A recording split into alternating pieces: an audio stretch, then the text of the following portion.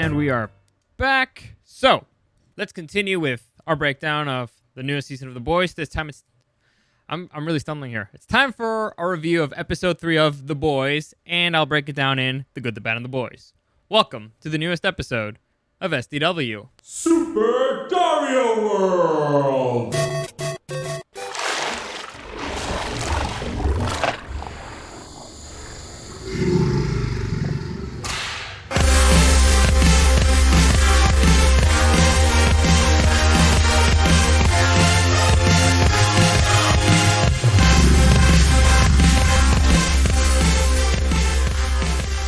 Alright, so it looks like everything is okay here. Looks like it, hopefully. I don't know. We'll see. Keep your fingers crossed.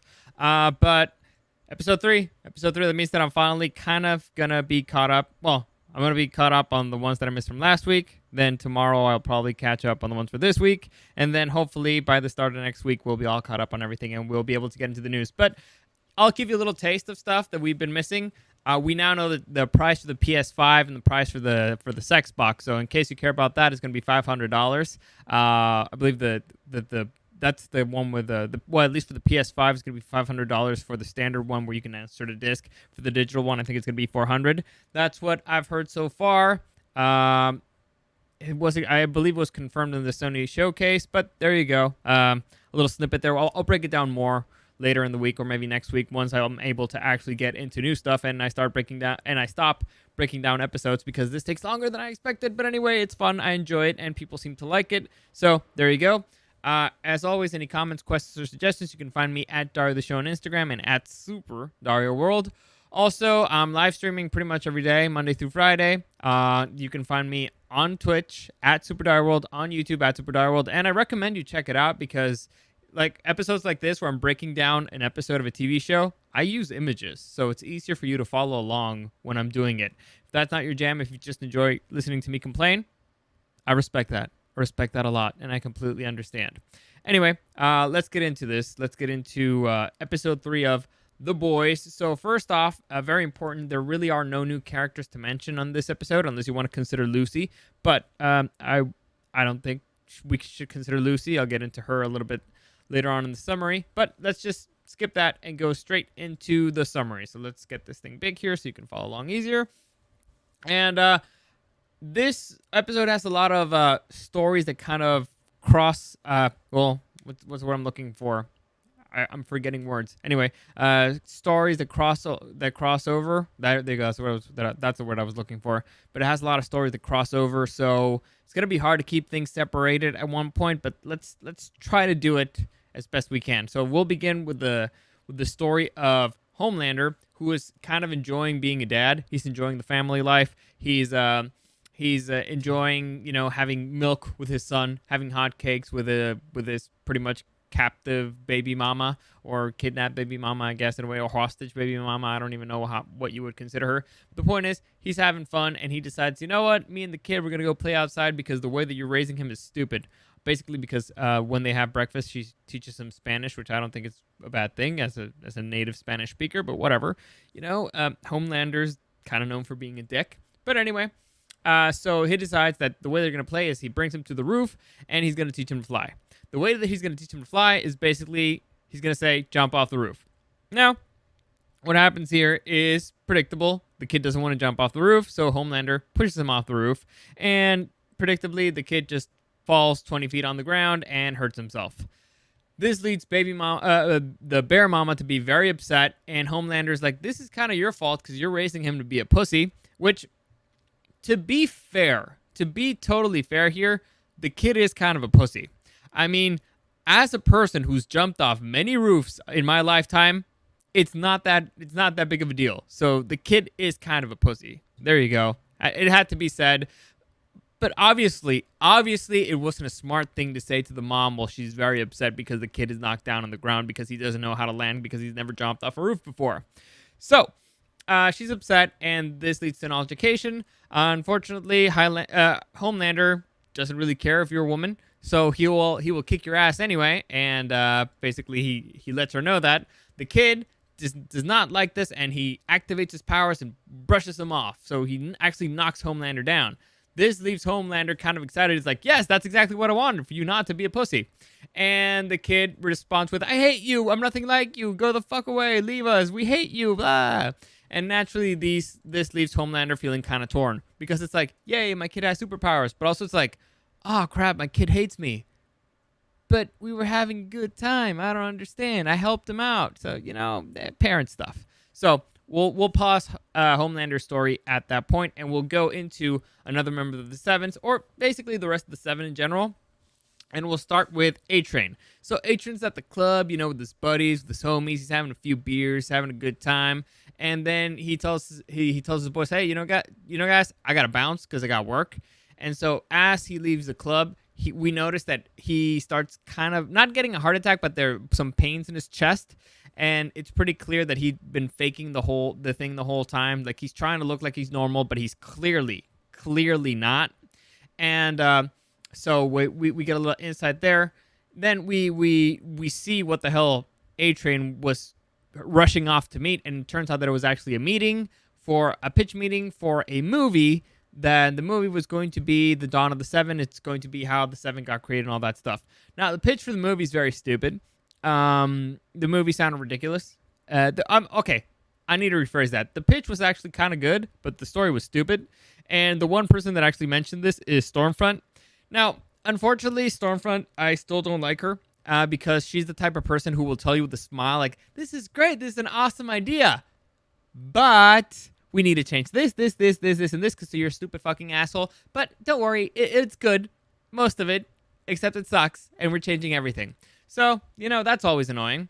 While she's in the middle of completely dissecting this script, Ashley, because she's the handler of everybody pretty much there, the new Madeline Albright, is that her name? I need to double check, because I keep renaming her. No, Madeline Stillwell. I am sorry. I apologize. She's the new Madeline Stillwell. She gets a text message, and she freaks out, and she runs the hell out of that meeting, and she goes to meet with Mr. Edgar. Now, what happened here is not exactly clear at this moment, but Mr. Edgar and Ashley's freaking out because she's like, Homelander needs to know about this. And Mr. Edgar is like, you don't even fucking know where Homelander is, so shut the fuck up. He'll know when we want him to know. In the meantime, go babysit all the super beings upstairs, all right? So then that's when we find out what the hell happened, and we get this via the news. And it turns out that Compound V has been revealed to the world. And so now I'll read you the headline here. Superheroes are not born, but made. Exclusive. The shocking truth behind Compound V revealed. And so we get to see a few reactions from some of the heroes here. We see A-Train confronting Starlight, being like, dude, this was you, right? I saw you with the Compound V. It was you, right? And fucking duh. Who else was it going to be? Seriously, dude? Seriously? Anyway, then he gives her this speech about, you don't mess with the money, okay? You don't ever mess with the fucking money. And Starlight is sometimes some things are more important than money. And A-Train's like, the only people who say that are the people who grew up with money, and bounces out, which leaves Starlight kind of meditating like, maybe I don't know as much as I think I know. Anyway, we also get a very interesting reaction from Black Noir, who's seeing this whole thing on his phone, and then we kind of see him cry, which is weird, but also fascinating because it gives us insight on what are the superheroes in the know here, who are the heroes in the Seven who are in the know, and who are the ones that are not in the know. And clearly Black Noir, not in the know here. And also another hero that was clearly not in the know, we'll get into him in a second. In the meantime, we also learned that apparently the parents were given money from Vought to basically use their kids as guinea pigs to become super beings. And they start interviewing the parents of some people. Here they're interviewing the parents of Queen Maud. Maud's kind of annoyed by the whole thing, a little upset, not really. And she's talking with her girlfriend, and the girlfriend, Elena, yeah. Talking with the girlfriend Elena, and Elena's like, well, this is the perfect opportunity for you to leave, right? Bot's screwed. They're fucked. The cat's out of the bag. She's like, I don't think they're gonna let me leave. And while she's on the phone, she gets interrupted by Homelander, who drops in out of nowhere, and he's clearly upset. He walks up towards her, grabs her hand, and he kind of starts, letting some of his emotions go. He's like, you're the person I've known the longest. You're the only person I can trust. You're the only person I feel comfortable with. And clearly he's hurting because his kid told him that he hates him. And so once he's, talked out, he asks her like, hey, who's Helena? Who's Elena, by the way? And Maud goes like, oh, fuck, I got to change the conversation quick. And so she says, oh, yeah, just a friend. But we were just venting about all this bullshit. So clearly, this is where Homelander realizes, oh, what the fuck is going on? And he's got to look into stuff that's happening. So that's the moment where he starts learning about the whole Compound B thing being revealed, the information being revealed to the world. Next, we get another reaction from the Deep. Now, the Deep, they continue doing this thing where he says ridiculous things, but he plays it straight, which is great. Like I said, it's probably one of my favorite parts of the show. And it's probably why he has his own storyline, because it's so fucking hysterical and so fucking stupid. But anyway, he starts unleashing his emotions with his buddy, Eagle Archer there. And he starts basically telling him, like, dude, I was when I was a kid, I'd hear goldfish in tanks, and they were screaming for their lives. They were begging to be released. They were begging for their lives, and I thought I was going crazy. And so my entire life, I'd go to Red. I just saw his face caught up. So I'd go to Red Lobster, and I'd hear the lobster screaming. I thought I was going crazy. I thought I was going crazy when I was little. And so basically, and he confesses that, well, he wished that he would have given up everything just to be normal. And now he learned that it wasn't that he was born this way, which he kind of grew to accept. Like, he could accept being born that way, but that there was an opportunity for him to be normal, and he missed it. So that kind of affected him. So again, we're starting to learn who the heroes in the know are and who are not in the know. And the Deep and Black Noir, clearly not in the know. It's still unclear where Stormfront lands in this whole thing. I'm guessing she's not in the know because she's one of the new ones. But very interesting dynamics here. I could understand the Deep not being in the know because he's kind of a dumbass. I could understand not sharing that particularly sensitive information with him. But Black Noir, that's where things get interesting, because the dude has been pretty much the most reliable character throughout the show, or at least for the 7. So I don't know. I mean, even Homelander's fucked up. So interesting stuff there. Now, this takes us to the boys, who are kind of chilling out at sea. So they stole a yacht, and they're pretty much out in the ocean. And here's where we see Huey playing on his phone. He's watching a video on his phone. He's kind of like lost in thought. And the video is actually somewhat relevant, but I'm going to skip it because I'm not really mega relevant. Yeah, I can explain why it's relevant afterwards. And Butcher walks up to him. He's like, basically, hey, dude, sorry I punched you. My bad. I may have gone a bit too far. Sorry. So, water under the bridge, which leads Huey naturally to punch him back, and which is cool. It's acceptable. Dude decked you. You get to deck him back. It's fine. However, Huey wants to continue the fight, and so Mother's Milk has to get in there and basically save Huey from getting fucking killed, because Butcher would fucking kill him. And so Mother's Milk stays out there trying to control Huey, who's clearly losing it. And Butcher gets a phone call from the Colonel, and the Colonel basically says the parameters of the deal. You need to give us the terrorist, and we'll give you information on where your wife is. That's the deal. So basically, don't fuck up for the next few hours, okay? Just stay out there, stay out of trouble. And also, have you ever heard of this particular superhero called Lady Liberty? Apparently, Lady Liberty is a hero from the 70s or 80s or whatever. And the CIA agent whose head exploded, she was looking into her when her head exploded. So I'm guessing she's going to be relevant in the future. So there you go. Now you know. Moving on, we get to see Kimiko interacting with her brother, basically being like, I love you. Please stop being a terrorist. And the brother being like, no, I'm going to continue being a terrorist, but let me go. Please, you're my sister. So nothing changed there from their last conversation. And we get to move on to the moment that the boys get the news that, oh my God, Vought is going down. The Compound B's been revealed. Everything is burning around them. And so the boys are naturally very happy, except Butcher, who's just basically like, good work. All right, well done. By the way, before I get into the whole Butcher thing, that has been the dumbest storyline so far. Or maybe not dumbest, but the most gratuitous. What is that? What I mean by that? Everybody there is very happy with Huey because of what he did, because apparently this brings down Vought, right? However, how this came to be, is extremely gratuitous. I'll break it down what happened. Huey gave Annie information on a dude who works in a lab there at Vought, who could give her access to Compound B that Annie then Annie then blackmailed the dude and gave her Compound V, and she gave that Compound B to the media.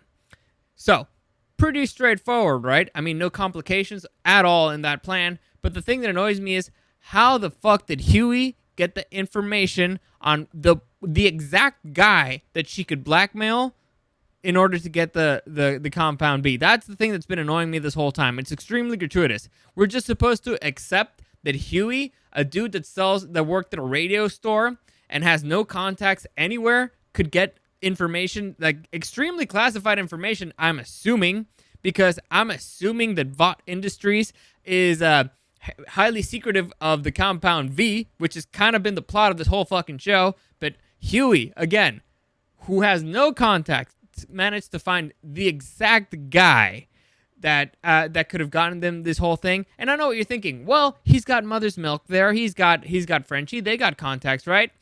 They were not aware of this plan. In fact, when Mother's Milk finds out of the plan, he thinks it's the dumbest thing he's ever heard, and he wants Huey to stop doing it. So that storyline annoyed me, but whatever. We're seeing its conclusion here, or at least where it led to. And I guess I can move on from that rant. Then we got Billy Butcher saying like, yeah, good job, whatever. And Huey being like, you can't just give me something, right? You can't just let me have this, can you? You can't just let me have this, can you? And Butcher basically like gives him a slap of reality, like, hey, we got a fucking terrorist, a super terrorist on the ship. Keep your eye on the prize. Keep your head in the game. We'll celebrate later. I'll tickle your balls later. So, there's a little bit of time in between, but then Frenchie goes up to talk to the terrorist dude, and he's basically like, hey, I kind of want to bang your sister, so could you help me out?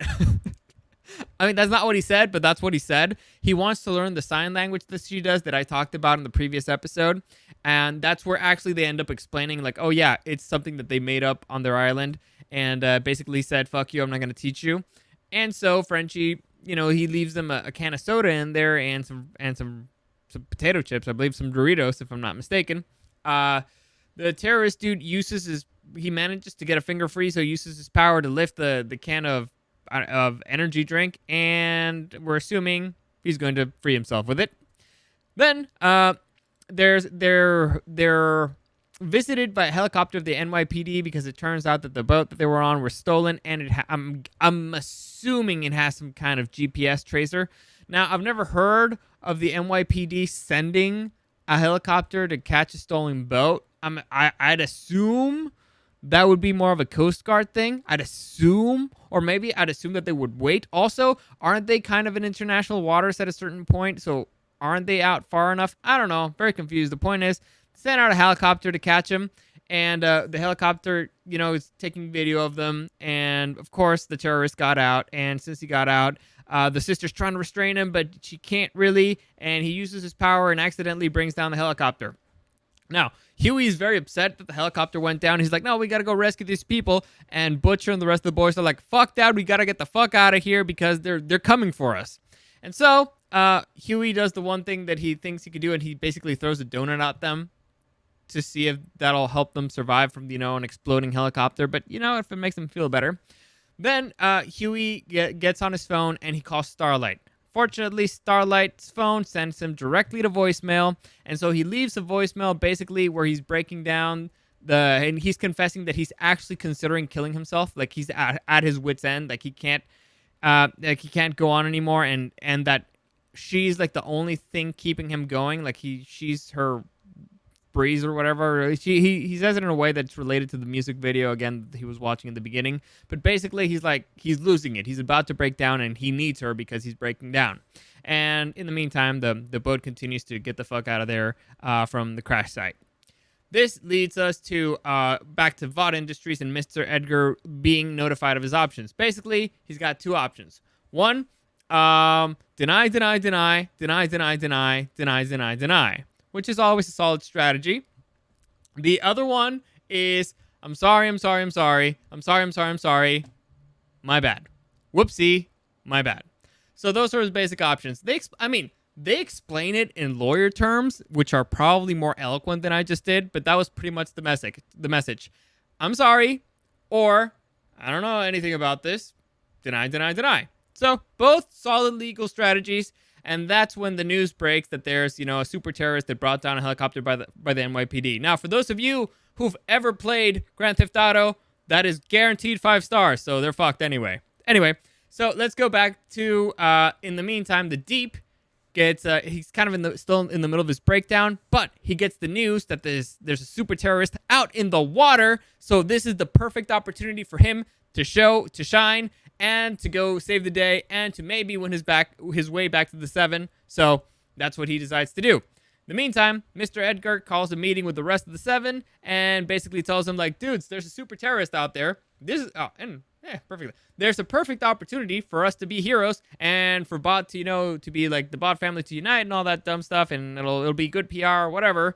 And here Homelander takes the opportunity to say, fuck you, guy. You don't give a fuck about us. We don't give a fuck about you. Vought only looks at us as products. You dudes, everybody else here, you're my real family. Mod, you're like a sister, wife, mother to me. Everybody else, I didn't need to rant on that one. Point is, Homelander's like, you guys are my real family. The thing that he's implying is that he's pissed off at his kid, basically, because he said he hates him. And fuck you, Vought. I don't need you guys. We don't need you guys. We're going to be out there and be heroes for ourselves. So he gets out of there. Stormfront is like, fuck yeah. I never expected that from you, from you Boy Scout loser. And Homelander's like, all right, maybe this chick isn't so bad. Maybe she'll actually follow the rules and respect me. Anyway, back to the ship. The boys are trying to get the fuck out of there when all of a sudden the ship gets hit with something. And they look out into the water, and there's a whole bunch of fins coming at them, and the ship keeps getting hit, and so eventually it gets incapacitated, and so they get the fuck out of the big ship into the little ship, which is faster, and so they get on the little ship and they bust out of there. So they're going as fast as they can on the way to land, because I don't know if you know this, but on land you're safe from sharks, at least for now. And so as they're on the way to land, they are intercepted by the Deep, who's riding Lucy, a whale. Now, I believe that this is a blue whale. I could be mistaken. It could be a gray whale, but I believe this is a blue whale. Don't quote me on it. I did not get a good enough look on Lucy, and I'm not an expert on whales. So, moving on, we get to see that Lucy actually interrupts their route of escape, and the Deep is like, haha, I got you. I will get to save the day. For once, I'll win my way back to the 7. And Billy Butcher has another idea, and he's like, fuck you, Deep. I'm going to just ram this thing onto the whale. And he does that, pretty much spears through the whale, sends the Deep flying, and the crew deep into the bowels of the whale. Now, this leads to a pretty disgusting, gnarly scene, which is fucking awesome. Like, honestly, kudos. It looks real enough, it looks fake enough, and being inside of the whale, like it even has a beating heart, so it's dying very slowly, which is gory and hysterical if you're into that kind of thing. Anyway, as they're trying to get out of there, Huey has another mental breakdown, because it turns out that ramming into a whale, being in the inside of a whale and just having its heart beating as slowly as it dies next to you kind of affects your brain. His brain was already messed up. This is kind of pushing him over the edge. So Butcher's like, fuck this guy. Mother's Milk, on the other hand, is like, we can't leave Huey back there. So he goes back there and basically blackmails him to leave. He's like, all right, you stay here, I'll stay here too. And he was like, fuck, all right, I'll get out of here. Jesus Christ, Mom, you're still annoying. So they leave the whale and they go into nearby sewer tunnels. And this is when Mother's Milk has a conversation with Billy Butcher. And he's like, dude, you need this kid can't take it anymore. He ain't gonna make it. You need to go out there and help him out, right? He looks up to you. He's your canary. You need him more than you need everybody else. He's your canary. And basically what he's saying there is that, you know how a canary in a coal mine works? Basically, if the canary dies, if you're in a coal mine, you get the fuck out of there, because it's a sign that you're that you're in a dangerous situation. Huey, apparently, according to Mother's Milk, is that for Butcher, except the dangerous situation is him. So he's the one that's going to signal to Butcher that he's going too far. Basically, it's his anchor to humanity in a way. which is an interesting concept. And I guess it's an argument to keep an annoying little bitch like Huey around. And we'll see if he'll listen. In the meantime, while they're having this conversation, trying to escape through the tunnels, the Deep is very sad that Lucy died outside. It was brutal. It's a horrible death, so he's mourning it. While he's mourning his friend, the rest of the seven show up, and the girls are not happy about it, particularly Starlight, because, remember, he kind of sexually molested her. What do you call when you force somebody to give you a blowjob? Because he's not... is he molesting her? There's a term for it. I'm sure he abused her. There you go. Fair enough. So, because he technically abused her, he abused his power, and all that stuff. And so the Deep is like, I'm sorry, I changed. I'm a different person. Are we cool now? Obviously, she's still not happy about it. So Homelander tells everybody, pulls the Deep aside and tells everybody, you know what? Just get in there, find the terrorist, but leave him to me. I want to take care of him. All right. So just find him, but I want to take care of him. And then he pulls the Deep aside and he's like, hey, so the girl's still not happy with you, and we'll deal with that later. Don't worry. Just give him a little bit of time. We'll deal with all that stuff. Also, so just stay out here. Also, your vest is broken, and we can see your gill, and it's fucking disgusting. So we get to see that his vest is, in fact, a little bit broken. And this is freaking awesome, because then we get to see the Deep's reaction, and we're not exactly sure what that did to him. Like, what Homelander just said struck at the deepest and darkest insecurity in his soul. However, in the previous episode, it looked like he was getting over it. So now, at this point, we don't know if this is going to revert him, or if now he realized, I'm better than you. So, interesting stuff.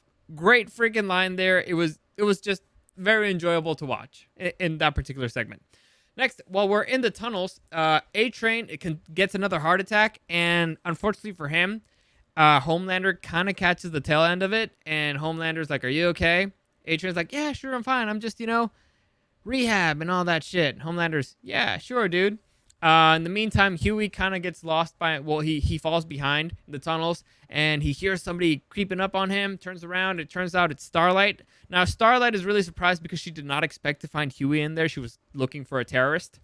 And they kind of start to talking when they're interrupted by Homelander, and Homelander's pissed because he's like, that's the fucking ex-boyfriend that betrayed us. Why are you fucking with that guy? Why is he here in this tunnel? What the fuck is happening? And Starlight's like, I have no idea. I just found him. Don't kill me. And he's like, all right, fine. I'll give you a choice. You kill him, and I don't kill you. How about that? So either you kill Huey, or I'm going to kill the both of you. How's that? Fun, right? And, of course, Billy Butcher and the rest of the boys are listening to this, and I know what you're thinking. Huey's fucked, right? Because Homelander's there. Who the hell is going to save him from Homelander? And, in fact, maybe Starlight, but Starlight herself decides to, maybe I'm going to kill him. Now, Huey kind of accepts his fate, and he looks at her and being like, just kill me. Like, I'd rather just die instead of, instead of both of us dying. And based off the phone message that he left her, it's clear that Huey wants to die. Unfortunately for him, Butcher kind of gets in the way, and he distracts the Homelander. And I know what you're thinking. What the hell can Butcher do? And the answer is not much, except he liberated the terrorist brother, and he used his psychic abilities to bring down a fucking bus on Homelander. And that's a pretty big distraction, if you ask me. So he brings down a fucking bus, which opens up a hole on the roof of the tunnels.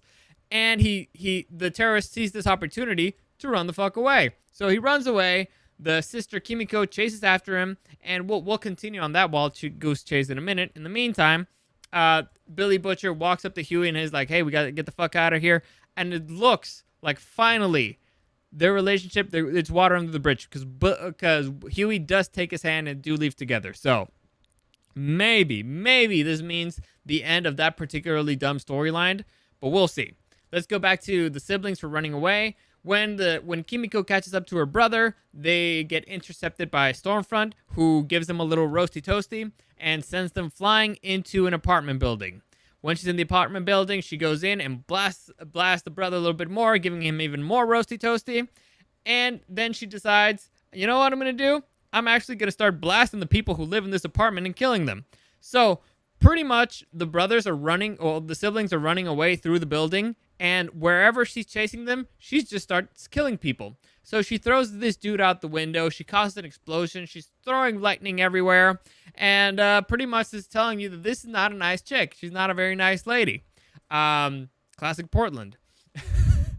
So the siblings, they make it to the roof. They're trying to run away, but Stormfront catches up to Kimiko before she can actually run, and she starts choking the fuck out of her, and she's trying to kill her. The brother gets in the way, saves her, and that's when Stormfront breaks his arms and kills him afterwards, all in front of Kimiko. And Kimiko's like, no, except she can't make any noise, so she's just like, actually, the face that she's doing there is the face that she does the whole time. And so this leads to Homelander showing up and being like, what the fuck? I told you that was my kill. And Stormfront being like, snooze you lose, buddy. Haha, toodles. Also, I kind of forgot to say this. As she was killing the brother, she also mentioned something that was kind of racist. And considering that every single person she killed in that building was black, I'm beginning to get the idea that this chick might be a racist. I'm not entirely sure. We know she's a psychopath killer, but she might be a psychopath killer who's a racist. Who knows? Maybe. Speculation. We'll see. We'll wait for confirmation on the next episode. Anyway, this leads to a scene where the heroes, the seven, they're giving away supplies to the people who were injured in the building attack. And we get to see a press conference from Vought. So Mr. Edgar is doing a press conference where basically he's saying, we had no idea. We had no idea what the hell was happening. It's actually all Madeline Stillwell's fault, a former employee. She's the one that did the whole thing. We're looking into it. We're investigating it. However, we're not going to investigate very hard because there's super terrorists out there. And so we need to focus on stopping the super terrorists. And once we're done with the super terrorist, we'll look into the whole thing. Because Madeline's dead. So really, who's there to bring to justice, So, let's not worry about it. Naturally, this really upsets Starlight, who realizes, well, fuck, every single thing I did up to this point, putting in jeopardy like my own integrity and my own life was pretty much fucking pointless. And we also get to learn from the TV that the super terrorist attack on the U.S. soil killed 59 people, which means that this crazy bitch, Stormfront, killed 59 fucking human beings in that apartment building. So, we also see the boys here who are completely and totally defeated, demoralized. They had a big L today, and they're looking at the news here. And Stormfront is being elevated as the big hero of the day. She actually is the one villain the one hero who's actually stopped the supervillain. And naturally, Homelander not very happy about the whole situation. So that was the summary of this episode. Let's go into the good, the bad, and the boys. That was diabolical! So, the good, the bad, and the boys. For those of you who don't know, it's the first time joining me. This is a segment where I break down, in the good, I break down the things I liked about the episode. In the bad, I break down the things that I didn't like. And in the boys, I give you a fun fact either about the episode, the actors, the characters, the world, or whatever the fuck I want because it's my show. So, I try to keep it in theme, but, nobody's perfect. Anyway, so let's begin with the good. So let's get this big again here, and the good. So, first off, I love how fucking diabolical Stormfront is. We're starting to see who the villain of this season is, and she is completely and totally hateable. I hated her the moment I saw her. The first second when she showed up doing a live stream, fucking hated her. Now, she's diabolical. So I really, really, really want to see her get her skull caped in. Like, just walking around like nothing, killing people left and right is beyond terrifying and beyond evil. I also love that now Kimiko has her arch nemesis. So there's going to be a showdown between these two, and I'm very excited about it. Very, very excited about it. But even more than that, I'm excited because there's a massive complication in the middle of this, and that's Homelander. Because Homelander clearly is not happy with her too. So this is a triple threat match. And first off, triple threat matches are the best by far. You got the undefeated champion taking on the new heel who won the first fight, and you got the underdog in this triple threat match, which is awesome. So the heel already landed the first defeat against the underdog, and the undefeated champion is just pissed off that he wasn't a part of it, so he's not getting the attention. So this is a great setup for a match. Now, how big of a complication would Homelander be when the fight between these two? It's not exactly clear, because Homelander clearly doesn't like Stormfront, but Homelander also is part of but they're both part of the Seven, so they're both superheroes. So they might be united in the fight of what they might consider a supervillain, which would be Kimiko. So they might join forces to defeat Kimiko. Also, Kimiko is the weakest one in this whole bunch. So will she be able to just stand back and let Homelander just stump her skull in the sidewalk? Doubt it, because she wants to be the one who kills her. It's going to be an interesting situation, or at least it's a setup for an interesting situation, and I'm seeing a very interesting triple threat match in my mind. In my head, I'm seeing a situation kind of like the latest season of Daredevil, where it's Daredevil fighting Bullseye, fighting the Kingpin. That was a great fucking fight. It was a great fucking fight. Now, it was even better because two of them were trying to save the life of somebody else, and Daredevil was trying to save the life of like 3 different people, and it was just all around it was really excellent writing, excellent choreography. I'm expecting something similar from this situation. Hopefully they won't let me down. Another thing that I liked, and I mentioned it already, it looks like Huey and Butcher are burying the hatchet, because that whole Huey being an annoying little girl was just annoying. Now, I get it. The dude's been through a lot. His girlfriend literally exploded in front of him. That gives you something called PTSD. It's not a good time, all right? It's just very annoying to watch, especially in a show where things are happening a mile a minute. Huey needs to get with the program or get the fuck out of the way. Looks like finally he's going to get with the program. At least it looks like it's water under the bridge with Butcher. So I'm looking forward to that. Very much looking forward to that. I also liked, and I already mentioned this before, but the whole, we're getting a little bit more backstory in the Deep and on Black Noir on how out of the loop they were. So I'm hoping that they will. I'm assuming they will milk this more. I'm hoping this will send the Deep deeper into the cult thing where he's already kind of involved with, and Black Noir. I'm hoping this shows a little bit more, because so far this is a very underused character, and who is clearly a badass. So I'm looking forward to see how this changes his character moving forward. Because right now he's a 2-dimensional character. Hopefully this actually gives him a 3rd dimension. So we'll see. Now let's move on to the bad. So the bad here is I did not really like the excuse that Vought used to get out of this whole situation. It just seems ridiculous. Like, on the day that news breaks that, oh, yeah, Compound B is a thing, the way that they got out of it is just extremely ridiculous. Like, oh, yeah, it was that dead lady. Classic dead lady. She's the worst. I mean, there could be a paper trail. There could be, they said that she was the leader of a group. There should be other people that should get, arrested, indicted. There should be a whole bunch of investigations going on.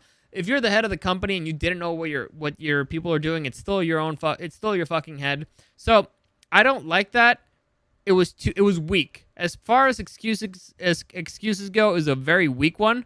However, particularly because now that means the Compound B is the reason why they're super terrorists to begin with. So yeah, we're stopping super terrorists that we kind of accidentally created with our own compound. So again, very weak excuse. The only reasonable explanation I could find is why not every single person there is in jail is because they just signed a deal with the U.S. military, and so the U.S. government is like, yeah, we kind of have to like brush this on the table because we just signed a deal with these people, and it's gonna make us look extremely bad. So let's just sweep it under the table. Damn dead lady, she's the worst. I'm glad she's dead. Anyway, that was very weak. Another thing that I didn't like, and this is an issue when you have a character that's super powerful. Homelander was in a tunnel where the Billy Butcher was a few feet away. Billy Butcher and the boys were a few feet away. Homelander has super hearing. All right, he should on what was it, the previous episode, we saw that Homelander heard something miles away. So he should be able to notice that there's other people in that tunnel, particularly a few feet away. Now, if you want to make excuse for it, maybe he wasn't focusing on it. Maybe there was a lot of sound going through those tunnels. Maybe there was echoes and stuff like that. However, do a better sound design. Like, you could have, with sound design, you could have made it so that it's loud down there, so it's okay. It's easier to mask sounds. It's harder for him to be focusing on stuff. Or at one point, actually show us that it hurts him, if something is too loud nearby, so he's not always using super hearing. So I didn't enjoy that. It wasn't terrible. I'm a bit picky when it comes to certain things. I also already complained about the storyline with I should have waited for the bad because I wanted to complain about it, but the whole storyline about how the Compound B got to the news was just completely gratuitous and stupid, and I didn't like it. And I already explained that, so I'm not going to explain it again. If you missed it, just in the summary, I break down why I thought that was stupid. And then this one I was kind of torn because the whole thing in the water is stupid, okay? It's stupid. In fact, look at the name of the boat. The boat's name is My Big Wet Dream.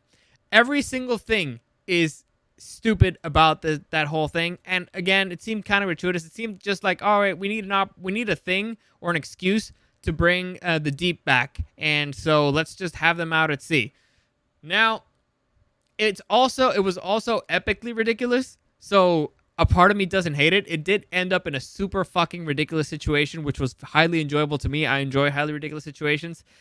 And if you want to make up an excuse in doing mental gymnastics here, so like, why the fuck would they take a boat and go out at sea, knowing that there's a superhero out there who is, super powerful out at sea and who can talk to fish? The only reasonable explanation is that the Deep has been basically grounded for a while, and so they're like, oh, we don't have to worry about him. He's been a bad boy. He's in trouble. He was in jail recently, so we don't have to worry about him. That's the only reasonable explanation I can think about, and I'm assuming that maybe they also wanted to get the super terrorist out of the mainland where he could cause more damage and out into sea where he could only, kill them. So there you go. That was the mental gymnastics there. And now finally, let's move on to The Boys. And now in The Boys, this actually kind of goes hand in hand with the last one because it has to do with the sharks and them bringing down a boat. Now, when I first watched this whole scene, I was like, how the fuck can sharks just by ramming into a boat completely fuck it up? Like, it didn't seem like a plausible thing to me. However, in the news recently came out this particular story.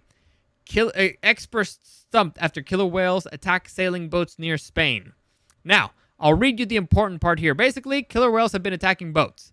And the one important thing here, I'll read it to you, is the orcas rammed the hull for over an hour, spinning the boat 180 degrees, disabling the engine and destroying the rudder, the outlet reported. So, it is possible for killer whales, to basically shut down a boat.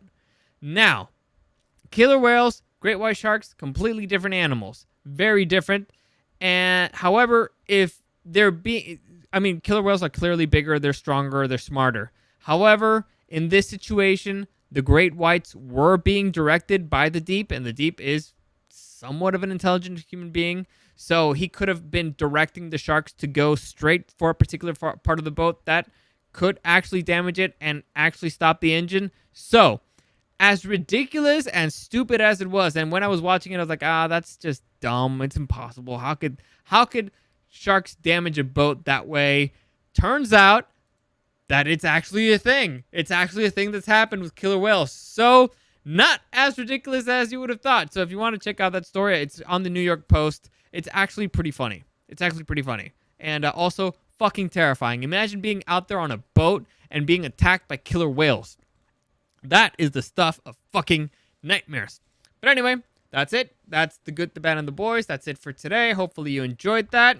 There you go. I caught the audio before it went high. So hopefully you enjoyed that. As always, any comments, questions, or suggestions, you can find me at Dario the Show on Instagram and at Super Dario World. Also trying to live stream pretty much every day, Monday through Friday, at Super Dario World on Twitch and on YouTube. Also follow me on Facebook at Super Dario World. I update everything there. I looked into the live streaming on YouTube. Didn't really convince me. I didn't like it. Also, you kind of have to pay for it. And I'm like, I don't need it that much. So, I'm not going to do it. tomorrow, hopefully, I will be finally caught up with this week's episode of Raised by Wolves. I might do a double dip. Who knows? I'll try. I'll aim to do a double dip because like I said, I've been really behind and I really want to catch up, but we'll see. As always, yeah, like I said, comments, questions, suggestions, you know where to find me. As always, thank you for listening, and I'll see you again next time.